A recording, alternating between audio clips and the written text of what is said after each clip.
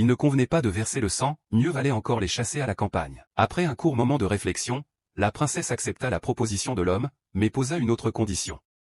Je veux que tu gifles publiquement ces deux misérables, puis que tu les fasses expulser de la ville. À vos ordres, répondit-il. L'homme savait que c'était la seule manière de sauver la vie du vieux couple. Lorsque les époux le virent s'approcher, ils l'injurièrent aussitôt, le traitant d'ingrat. En voyant cette scène, la femme sombra dans ses souvenirs. Autrefois, l'homme avait fait une chute dans un ravin et avait failli mourir. C'est elle qui l'avait sauvé. De cette rencontre née du destin était né leur mariage. Peu après leurs noces, l'homme partit combattre dans les régions de l'Ouest. 3 ans plus tard, il revint victorieux, sans que son amour pour elle n'ait jamais faibli. Bientôt, il fut nommé général et reçut une demeure en récompense. Il pensait alors pouvoir vivre heureux pour toujours. Mais aujourd'hui, elle était morte, et lui s'apprêtait à devenir le prince consort. À cet instant, le père, fou de rage, exigea qu'il rende la vie de sa fille.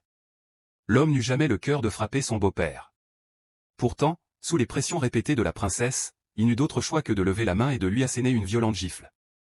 Puis il appela les gardes et fit expulser le vieux couple hors des portes de la ville. Profitant d'un moment d'inattention de la princesse, il murmura discrètement un ordre à ses hommes. Inutile de les maltraiter.